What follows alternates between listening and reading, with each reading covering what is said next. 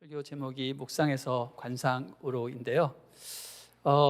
제가 설교를 준비하면서 계속 기도하는 것은 이 설교가 어렵게 우리 성도님들에게 다가가지 않도록 계속 기도하면서 준비를 했습니다. 다소 좀 딱딱하고 어려울 수 있을지 몰라도 여러분 기도하시면서 주님 계시의 정신을 주시고 이해의 마음을 허락하여 주셔서 말씀을 밝게 깨닫게 해주십시오. 이런 은혜가, 이런 기도 응답이 넘치기를 바랍니다.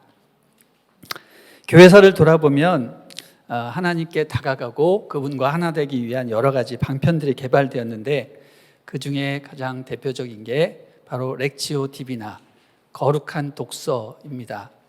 렉치오 디비나는 이제 라틴어인데요, 거룩한 독서라는 뜻입니다. 이 거룩한 독서는 6세기 베네딕트 수도원의 전통으로 시작이 되었는데요.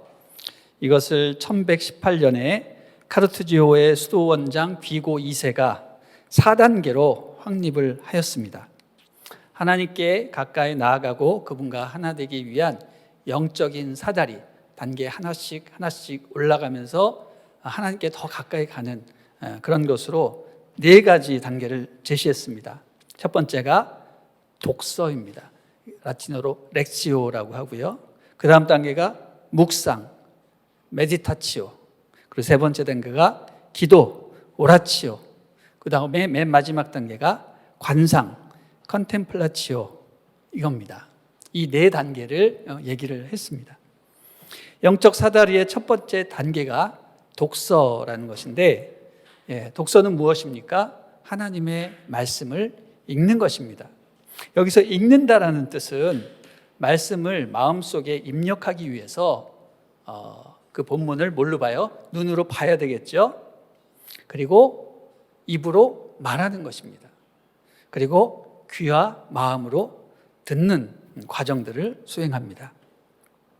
두 번째 단계는 말씀을 적극적으로 깨닫기 위해 인간의 이성을 능동적으로 활용하는 묵상, 메디타치오의 단계입니다. 독서 단계에서 발견한 어떤 특별한 생각이나 아이디어, 이것을 우리는 하나님께서 뿌려주시는 성령의 씨앗이라고 말하기도 하는데, 그런 것들을 조용히 그 단어에 집중하면서 머물러서 깊이 음미하는 것입니다.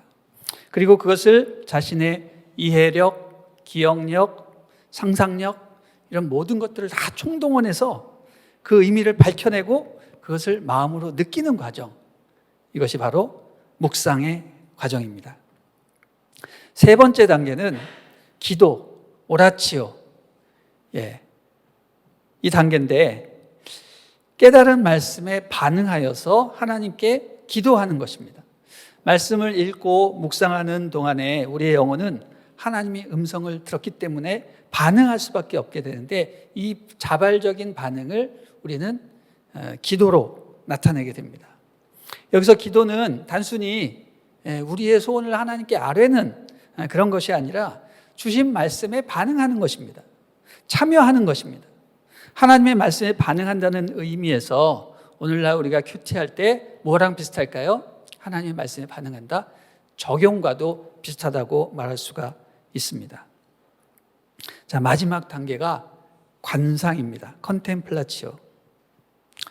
이것은 주님과의 깊은 만남으로 하나님과 개인의 영혼이 일치되는 그런 단계로 들어가는 겁니다. 하나님과 개인이 합일되는 그런 경지는요, 무척 신비스럽고 또 고상해 보이지만 이 단계는요, 어떻게 보면 무척 자연스러운 것이고 그냥 수동적으로 나의 의지와 상관없이 그냥 넘어가는 그런 것입니다. 그렇기 때문에 이것은 철저한 하나님의 은혜요 선물입니다. 하나님과 하나 되어 즐거움과 감미로움을 맛보는 그런 환희적인 그런 단계지만 때로는 예측하지 못할 불안과 혼란, 그리고 자신의 죄악된 모습과 그 다음에 그 내면의 어떤 그늘진 인생의 그림자들이 드러나기 때문에 때로는 분노나 격한 슬픔 등으로 표현되기도 합니다. 이 4가지 단계를 통해서 하나님의 말씀을 깊이 대하고 하나님을 만나는 방법이 바로 거룩한 독서의 내용입니다. 그런데 이 귀하고 소중한 방법을 중세시대의 교회가 전 성도들에게 그것을 나누고 또 전파시켜야 했는데 그렇게 하지 못하고 소수 성직자들에게만 한정을 시켰고 특별히 수도원에서 수행하는 수도사들 중심으로 하다 보니까 이게 결코 보편화되지 못했습니다. 게다가 당시 문맹률이 아주 높았습니다. 또 교회는 읽기 어려운 라틴어 성경만 고집을 했고 자국어로 된 성경을 읽지 못하게 했습니다. 성경도 없었을 뿐만 아니라. 그렇기 때문에 이 거룩한 독서는요 16세기 종교개혁 이후까지 빛을 보지 못했다라는 것이죠. 그러다가 19세기에 들어서야 성경을 제대로 읽고 묵상하자는 운동이 시작이 됩니다. 18세기 중반부터 조나단 에드워즈나 조지 휘필드라는 그런 영성 대각성 운동을 일으킨 목회자들이 미국의 대각성 운동을 일으켰고요. 또 유럽에서는 영국에서 요한 웨슬레가 감리교를 일으켰고 또 유명한 드와이트 무디가 학생 부흥 운동을 일으켜서 그 여파가 영국에서도 일어나게 됩니다. 그래서 영국의 그 청년들 중심으로 성경 읽기 붐이 일어나는데 이때 은혜를 받고 선교사로 헌신한 7명이 있었는데 그 사람이 그 유명한 캠브리지 7인입니다.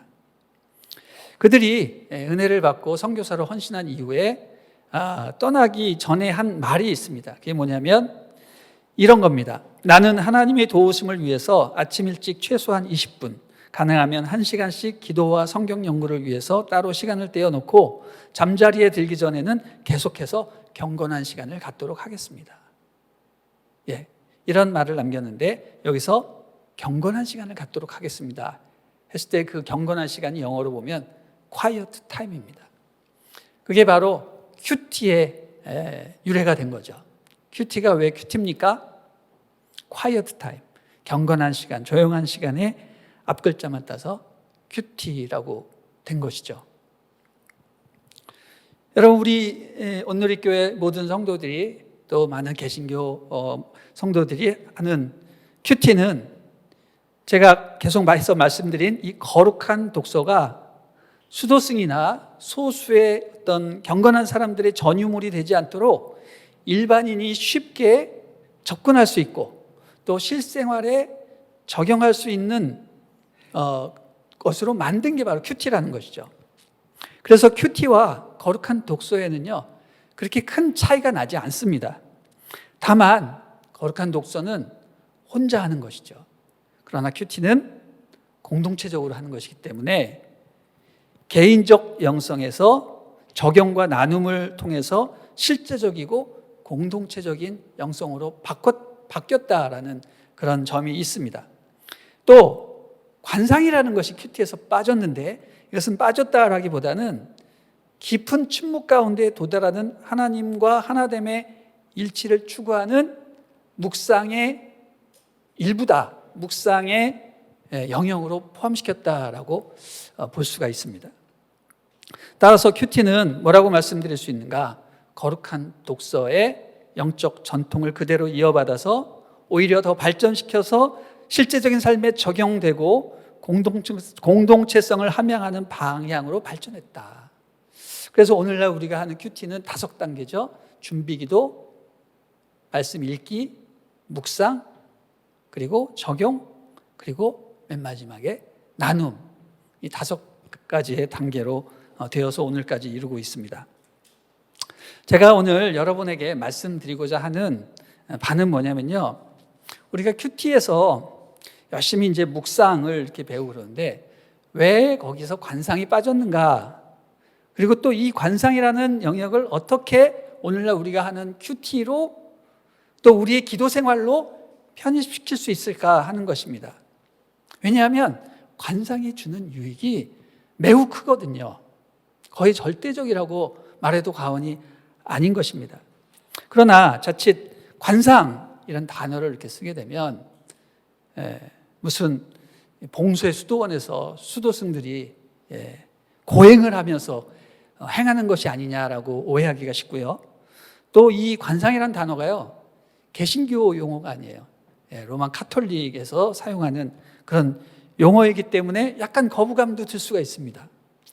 또 이렇게 잘못하다가 관상 이런 거 하다가 신비주의에 빠지는 거 아닌가 하는 걱정도 생길 수 있어서 대부분의 보수적인 신앙생활을 하는 분들, 보수적인 교단에서는요, 이 단어 자체를 사용하기를 꺼려합니다. 그래서 제가 오늘 일부러 이 시간을 빌어서 이런 말씀을 드리는 것입니다. 오늘날의 그 큐티가 단지 개신교만의 어떤 묵상 방법이 아니라 이 큐티는요, 사실상 종교개혁 이전부터 고대로부터 면면이 흘러오는 그 묵상의 전통을 그대로 이어받은 것이다라는 것을 알려드리려고 이렇게 역사를 막 따져서 얘기하는 것이고요. 또 소수 성직자들의 전유물이 되지 않기 위해서 제가 여러분에게 구체적으로 말씀을 드리는 것입니다. 또 잘못된 신비주의에 빠지지 않기 위해서 올바른 관상 수련을 우리가 배워야 되겠다라고 생각을 하는 것이죠. 관상은 한마디로 묵상의 깊은 단계이며 하나님을 더 풍성하고 실제적으로 체험하는데 최적의 도구입니다. 제가 관상에 대해서 언급하기 전에 먼저 묵상에 대해서 좀 몇 가지 살펴봐야 할 것 같습니다. 묵상이라는 것은 한마디로 하나님의 말씀을 깊이 생각하고 곱씹어 보는 것입니다. 새로운 것을 어떤 발견한다기보다는 하나님의 말씀을 계속 묵상하고 곱씹어서 우리가 음식을 계속 씹으면 마지막에 단물이 나지 않습니까? 그렇게 할 정도로 계속 생각해보고 반복해보는 것입니다. 히브리어로요, 묵상을 가리키는 단어가 여럿이 있는데 그 중에 대표적인 단어가 하가라는 그런 단어입니다. 이 단어의 뜻은 중얼거리다, 으르렁거리다, 숙고하다 이런 뜻을 갖고 있습니다. 유대인들이 경전을 읽을 때 어떻게 읽습니까? 그것을 작은 소리로 읊조리면서 몸을 막 흔들면서 낭송하는 모습을 보게 되는데 그게 바로 하가의 모습입니다. 여기서 재미있는 뜻이 하나 나오죠. 으르렁거리다 이런 말이 나옵니다. 이 으르렁거리다라는 뜻은 뭐냐면요, 사자가 먹이를 움켜잡았을 때 내는 소리입니다. 으르렁 하면서 그것을 먹죠. 여러분, 요새 가정에서 다들 이렇게 애완견 한 마리씩 다 키우시는데 개에게 먹다 남은 갈비뼈를 이렇게 하나 던져주면 걔는 그것을 얼른 잡아다가 그 자리에서 먹지 않고 어떻게 합니까? 자기 집으로, 자기 은신처로 가져갑니다. 그리고 그것을 먹고 핥고 빨고 그리고 그것을 급기야는 부스러뜨려 가지고 뼛속까지 다 빨아먹는 것이 개입니다. 근데 만약에 주인이 그것을 빼앗으려고 하거나 그 주변에서 얼씬거리면 막 으르릉 그러면서 막 화를 내기도 하죠. 그러면 이게 바로 하가입니다. 하가. 말씀을 움켜잡고 그것을 기뻐하고 막 포효하며 그것을 통째로 막 삼켜버리는 행위, 이처럼 하나님의 말씀을 사모하여서 그것을 먹고 핥고 뼛속까지 다 뽑아서 먹는 그런 거. 이 시편의 그 말씀처럼 너희는 여호와의 선하심을 맛보아 알지어다. 그냥 아는 게 아니라 맛을 보아 알라고 하시는 것처럼 묵상이란 뭐다? 바로 하나님 말씀을 이렇게 사모하고 먹는 그런 행위입니다. 동양적 전통으로 묵상을 사색이라고 하죠. 성호사설의 저자 성호이익은요, 뭐라고 얘기했냐면 책을 읽고 사색하지 않으면 수백 번을 읽어도 무용지물이다 이렇게 얘기했습니다. 또 사색이라는 것은요, 뜻이 통할 때까지 읽고 생각하는 것을 의미했습니다. 이것을 다른 말로 깨달음이라고 했는데, 이 깨달음이란 책의 저자의 마음을 이해하고 그의 정신과 하나됨의 경지를 뜻하는 것이다. 그래서 묵상은 동양적인 의미로 깨달음을 향해 나아가는 과정이다라고 말씀드릴 수 있겠습니다. 묵상은 단순히 하나님의 말씀을 공부하는 것과는 다르죠. 공부는 뭡니까? 정보를 습득하고 새로운 것을 알고 이해하는 그런 수준이지만, 묵상은 하나님의 말씀에 공감하고 참여하기 위해서 말씀 속으로 들어가는 것입니다. 그렇기 때문에 우리에게 필요한 태도는 뭐냐면 단순한 이해력이 아니라 순종과 공감, 겸손, 이런 것을 원하는 것이죠. 성경을 읽는다는 것은 단순히 정보를 얻고 새로운 사실을 발견하기 위한 것만은 아닙니다. 보통 성경 왜 읽습니까?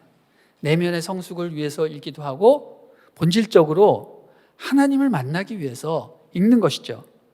그러므로 말씀 묵상이라고 하는 것은요, 듣고 순종하기 위한 마음가짐으로 읽어야 하는 겁니다. 단지 깨닫고 끝나는 것이 아니라 말씀대로 반응하고 순종하는 것이 최종 목적인 거죠. 이 말씀을 제대로 묵상하기 위해서 여러 가지 방법들이 동원되는데, 그 중에 말씀을 제대로 읽어내기 위해서 제일 처음에 독해력이 필요합니다. 독해력이 없으면 묵상을 할 수가 없어요. 이게 도대체 무슨 뜻인가? 그리고 이해력도 필요한 거예요. 국어 공부를 잘해야 돼요. 큐티 잘하시는 분은요, 책을 많이 읽으시는 분, 국어를 잘하시는 분들이 큐티를 잘하십니다. 또 문학성도 있어야 돼요. 문학성이 있어야지 성경의 그 문학적인 표현들을 잘 이해낼 수 있는 것입니다. 그리고 그와 더불어서 뭐가 필요하냐면, 과거의 사건과 연결해서 그 뜻을 유출해내는 추리력, 그리고 상상력도 필요한 겁니다. 여러분, 제가 상상력이라고 말씀드렸습니다. 혹 이 가운데 성경을 읽는데 웬 상상력? 이렇게 물어보시는 분도 있을지 모르겠는데, 여러분, 우리는 상상력 하면 뭘 생각하나요? 현실적인 기초나 가능성이 없는 그런 헛된 생각이나 공상을 우리는 상상력이라고 생각하기 쉬운데, 그런 게 아니라 제가 말씀하는 상상력은 성경을 효과적으로 읽기 위해서 하나님을 상상하는 겁니다. 그려지지 않는 것을 상상하는 것이죠. 이것을 거룩한 상상력이라고 말하는데, 상상력은요, 하나님을 이해하는데 최고의 도구입니다.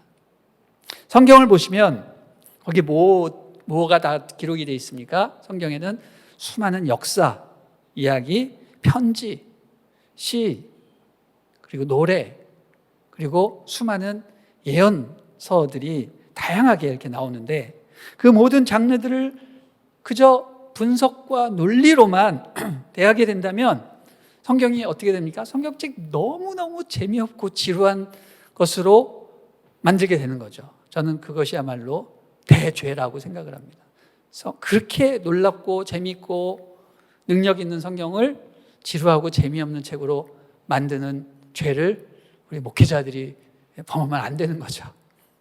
늘 깨어서 경성하고 기도해야 할 이유가 바로 거기에 있습니다.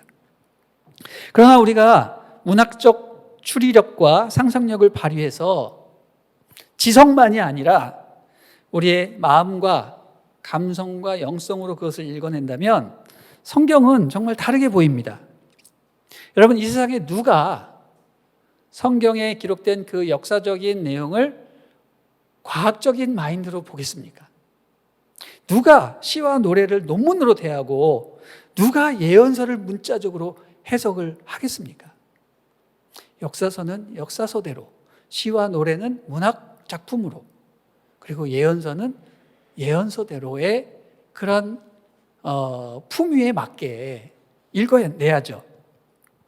우리가 성경책을 흥미진진한 하나님의 사랑 이야기로 들어야지, 이것을 그냥 단순히 분석과 설명으로 쪼개놓고 또 거기서 신학적이고 교훈적인 교리만을 뽑아내서 가르치려고 한다면 성경 말씀은 그야말로 보석으로 구슬치기 하는 거나 다름이 없다고 생각이 됩니다.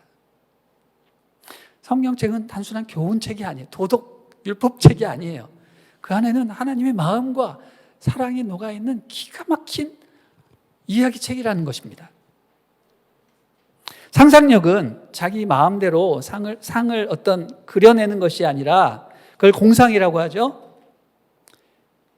제가 말하는 상상력은 거룩한 상상력으로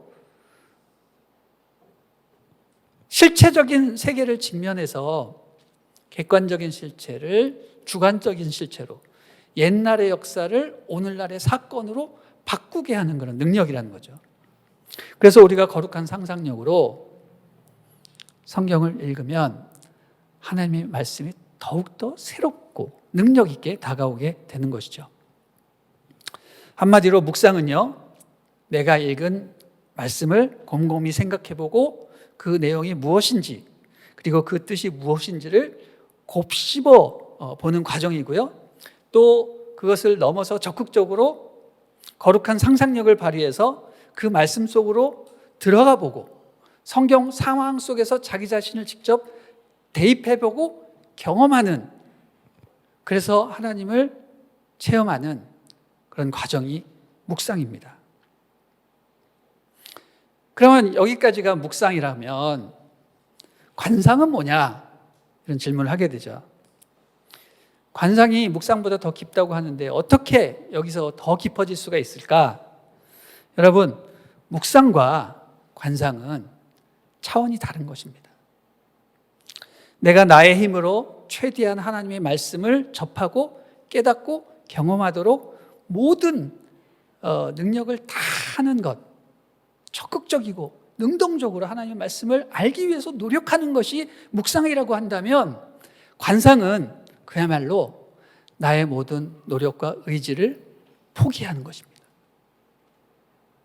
그리고 하나님으로부터 수동적으로 그냥 받아 누리는 것을 말합니다.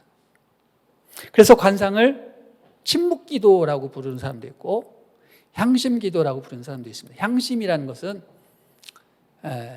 마음을 어느 한 거룩한 방향으로 고정시키는 것이죠. 그래서 영어로 센터링 프레이어라고 말을 합니다. 뭐 이런 식으로 여러 가지 이름으로 부르기도 하는데, 핵심은 뭡니까? 내가 하나님께 요구하지 않고 어떤 일체의 상상이나 거룩한 이미지 이런 것들이 아닌 완전히 멈춰진, 포기한 그런 순수한 어둠의 상태에서 하나님의 은혜를 기다리는 것, 이게 관상의 핵심이라고 말할 수 있습니다. 여러분, 우리는 왜 묵상에서 만족하지 않고 관상의 단계로 자꾸 넘어가려고 하는 것일까요? 생각해보면 묵상은 한마디로 내가 탐구하고 노력해서 얻어지는 은혜요, 내가 발견한 하나님을 깨닫는 것입니다. 내가 발견한 하나님. 물론 성령께서 내가 발견한 건 아니죠. 다 도와주시고 조명하여 주셔서 그것을 발견했기 때문에 그것을 내가 발견한 하나님이라고 말하기는 좀 아닌 것 같긴 하지만, 그래도 나의 노력이 거기에 많이 들어간 거예요. 묵상이라는 행위 자체가 내가 적극적으로 하나님을 찾고자 하는 그런 노력입니다. 그러나 관상은 전혀 다른 거예요. 철저히 수동적이고 아무것도 행하지 않는 것입니다. 무지의 구름 속에 숨어 계시는 하나님께 두렵고 떨리는 마음으로 자기의 모든 것을 맡겨드리는 겁니다. 한마디로 우리의 모든 행위를 멈추고 하나님이 일하시고 하나님이 말씀하시도록, 하나님이 나를 데려가시도록 이렇게 포기하는 것이 관상의 주요 포인트라고 말할 수 있습니다. 그것은 엘리야가 하나님을 찾기 위해서 호렙산까지 가는 여정에 비유할 수 있겠습니다. 그는 하나님을 찾고자 갈망하였습니다. 왜냐하면 아합과의 싸움, 다시 말해서 바알의 제사장들과 싸우느라고 많이 지쳐 있는데 죽을 위협을 당하죠. 그래서 그가 살기를 포기하고 죽겠다고 하나님 앞에 했을 때 하나님께서 천사를 보내주셔서 이 엘리야를 먹이시고 회복시키십니다. 그리고 하나님을 정말 찾고자 갈망하는 마음으로 호렙산까지 가게 됩니다. 그래서 엘리야가 호렙산에 도달해서 어떤 동굴에 머물고 있었는데 하나님께서 그에게 나타나실 것을 약속하시면서 동굴 밖으로 나오라고 하십니다. 그래서 그가 동굴 밖에 나갔을 때 엄청난 사건들이 벌어지고 있었습니다. 그 나가보니 정말로 큰 바람이 일어나서 산을 부수고 바위를 깨뜨리고 있었습니다. 그런데 아무리 그 가운데서 하나님을 찾아도 하나님은 거기 계시지 않았다라는 거죠. 또 연이어서 큰 지진과 불이 있었는데 거기에도 하나님은 계시지 않았습니다. 그러다가 이윽고 갑작스러운 고요함과 적막 가운데 정말 세미한 음성, 정말 최선을 다해서 들으려고 노력하지 않으면 들릴 수 없는 그런 세미한 음성이 들렸는데 바로 그 소리가 하나님의 음성이었다라는 것이죠. 바로 이겁니다. 우리 하나님은 우리가 기대하는 형태로 나타나거나 응답하지 않으신다는 거죠.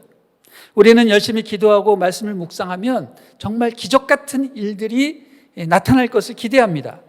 태풍이 막 몰아쳐가지고 모든 장애물들이 다 무너지고 모든 사단의 권세들이 다 떠나가고 하는 것들을 기대를 하죠.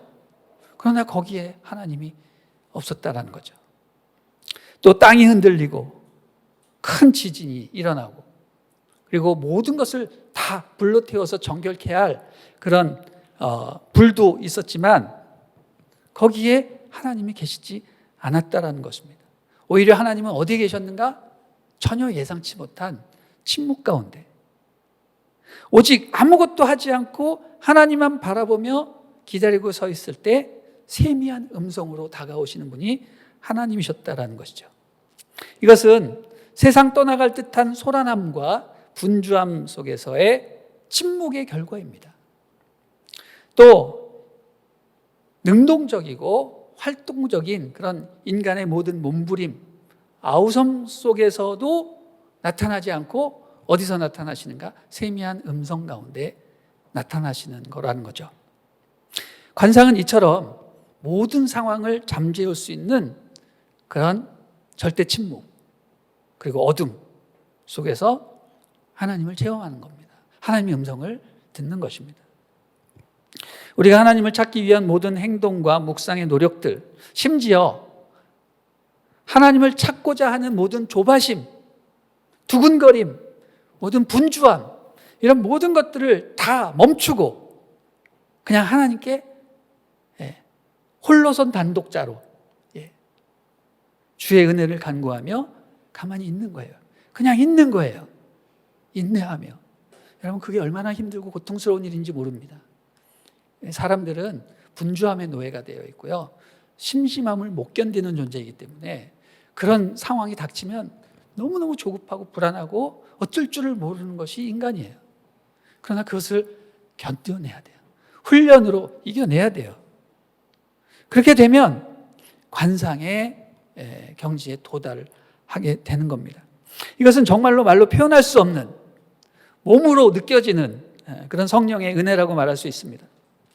관상의 경지에 도달하게 되면 온몸에 막 전율이 머리서부터 발끝까지 모든 털이 다 쭈뼛쭈뼛 쓰는 것 같은 전율을 느껴지고 또 혀가 풀려요. 혀가 풀립니다. 그리고 자기 자신을 제어할 수 없는 어떤 영적 엑스타시라고 말할까요? 이것을 우리는 성경에서는 황홀경 이렇게 얘기를 합니다만 이런 것에도 도달할 수 있는 것이죠. 이것은 말씀 묵상과 기도에 빠진 한 개인만이 경험하는 것이 아니라 단체적으로, 공동체적으로도 임할 수 있는 것입니다. 바로 언제 이런 일들이 임했습니까? 신약시대 오순절날 마가다 다락방에 모인 120명의 성도들, 제자들. 예수님이 그들에게 뭐라고 말씀하셨습니까? 예루살렘을 떠나지 말고 아버지의 약속하신 것을 기다려라. 떠나지 말아라. 무슨 얘기예요? Be still. 가만히 있어라. 행동하지 말아라. 일 벌이지 말아라. 그냥 가만히 그 자리에 있어라. 그럼 뭐가 임한다고요? 아버지의 약속하신 것. 성령. 하나님과 하나가 되는 이런 관상의 체험이 임하는 것입니다. 그래서 그 120명의 그 제자들이 어떻게 됐습니까? 성령에 충만해서 그때부터 사도행전이 시작이 되고 복음이 땅끝까지 증거되는 역사가 있게 되는 겁니다. 그리고 그 이후에 수많은 교회 시대에 정말 셀 수 없이 많은 성인들이, 그리고 오늘날도 성령 받은 하나님의 사람들이 다 이 관상 체험을 통해서 온전히 변화되어서 새로운 삶과 사역을 시작한 것입니다. 여러분의 삶이 비약되고 또 성령의 날개를 달고 올라가려면요, 관상을 해야 되는 거예요.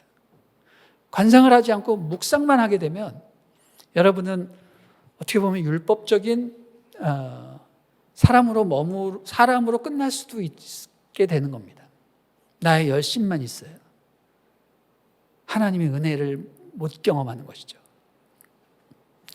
여러분, 관상은요, 묵상의 최종적인 단계임을 제가 강조하고 싶습니다. 묵상의 단계 없이 관상만을 추구하는 사람은 매우 위험할 수가 있습니다. 그것이야말로 신비주의에 빠지는 것이요, 선이나 요가와 별반 다를 것이 없다고 생각을 합니다. 우리는 침묵하면서 자신의 내면을 다스리고 욕심 많은 자아를 죽이기만 한다고 관상에 이를 수 있다고 생각을 하는데 그렇지 않습니다. 묵상의 기반이 없으면 내가 열심히 수행으로 비워내는 그 영혼의 자리에 성령이 안 들어오고 악령이 들어올 수도 있기 때문입니다. 우리는 방법을 묵상해서는 안 됩니다. 하나님을 묵상해야 됩니다. 우리가 누구를 묵상하고 누구에게 집중하느냐가 중요한 거죠. 오직 하나님의 임재를 바라고 하나님을 묵상해야 관상의 경지에 이를 수가 있는 거죠. 이 관상의 단계는 그냥 도달하는 것이 아닙니다. 대개 고통을 수반합니다. 왜 고통이 임하느냐? 내 자아가 죽어야 되기 때문에 고통이 임하는 것입니다. 자아를 죽인다는 것 자체가 고통이에요. 고통이 왜 생깁니까? 내가 내 자아를 포기하지 못했기 때문에 생깁니다. 십자가란 무엇입니까? 자아를 죽이는 것입니다.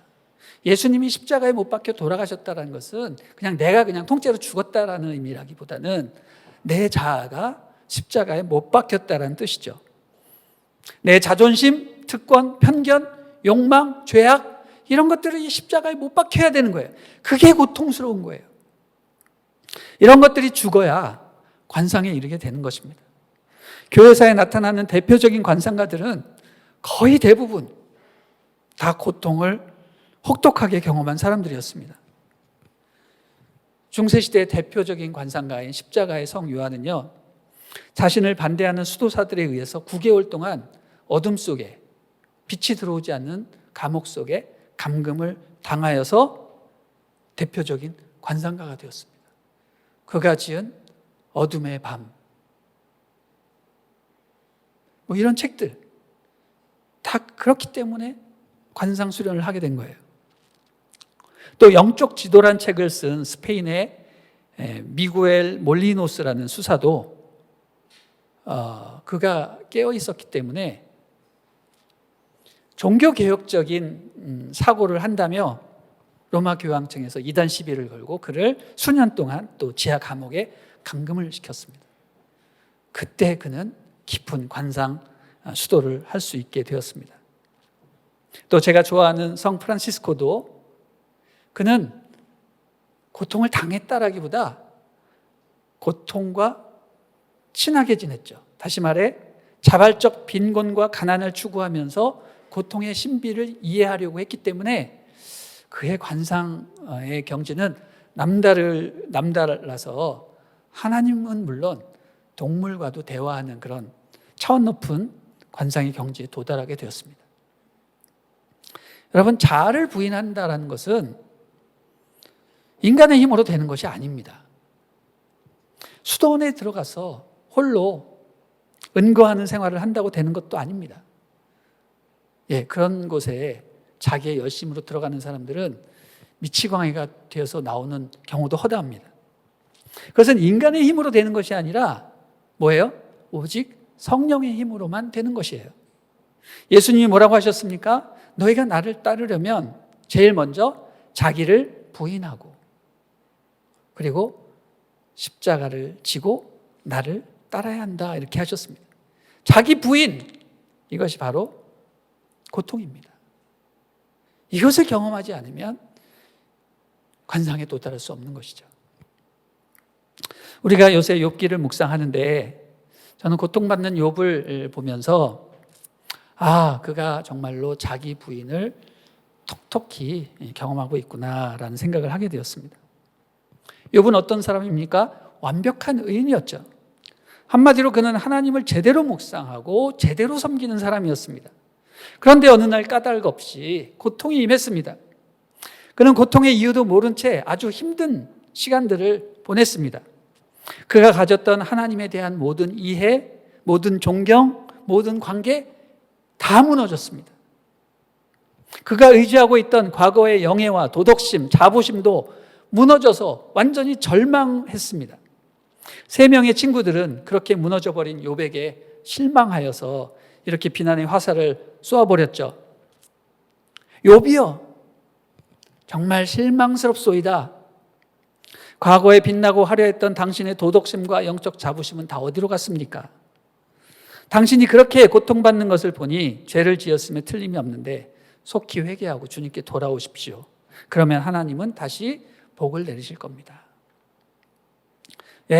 굉장히 맞는 말 같지만 자세히 따져보면 이 세 친구들의 발언은요, 사실 하나님을 제대로 믿는다기보다는 하나님을 믿는 것에 따르는 어떤 도덕이나 율법, 영적 자부심을 신뢰하는 사람인 것으로 이게 파악이 됩니다. 다시 말해서 이 세 친구는요, 도덕주의자고 율법주의자고 이상주의자고 신비주의자인 거예요.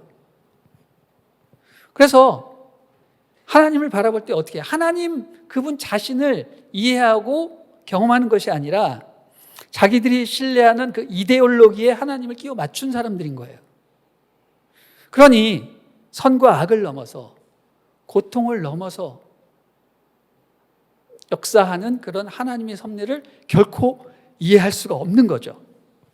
여기서 우리가 깨달아야 할 것은 도덕이나 윤리나 율법이나 그런 이데올로기에 하나님을 결코 끼워 맞출 수 없다라는 겁니다.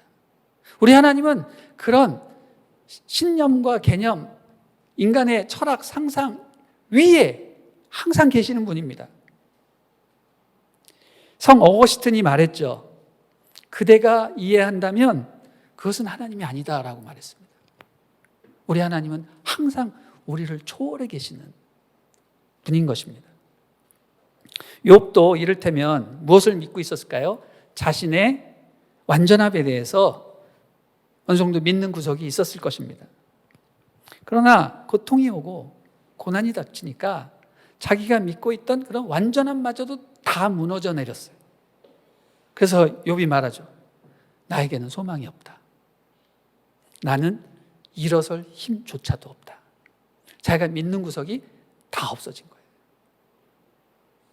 욥에게는 고통스럽지만 사실 하나님의 눈으로 보기에는 또는 영적으로 보기에는 아주 좋은 거죠. 왜냐하면 그가 믿었던 헛된 것들이 다 사라졌으니까. 오직 하나님만 의지할 수 있는 상태가 된 것입니다.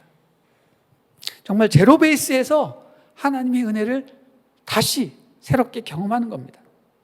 그래서 하나님께서 긴 시간 이후에 나타나셔서 그 모습을 보여주시고 말씀해 주시니까 욥이 어떻게 됩니까? 다시 살아납니다. 그리고 마지막에 하나님이 등장하신 이후에 뭐라고 고백합니까? 오늘 말씀이죠. 욥기 42장 5절 같이 읽어보겠습니다. 시작. 내가 주에 대해 지금까지 내 귀로만 들었는데 이제 내 눈으로 주님을 보게 됐습니다. 할렐루야. 아멘. 자, 그런 거죠. 이전에는 하나님을 어떻게 알았냐면 귀로 들어서 알았다라고 해요. 이 말은 무슨 뜻입니까? 이때까지 하나님에 대해서 누군가가 알려주어서 알게 되었다라는 뜻이죠. 이 말은 하나님을 알기 위해서 성경 공부하고 묵상하고 여러 경로로 하나님을 체계적으로 알기 위해서 노력했다라는 뜻입니다. 그래서 욥은 완전하게 하나님을 알고 있다고 생각을 했어요. 그리고 하나님과 최고의 관계를 누리고 있다고 생각을 했습니다. 그런데 고통을 당하고 나니까 어떻게 돼요? 그럼 모든 것들이 와르르르 다 무너져 내린 거예요.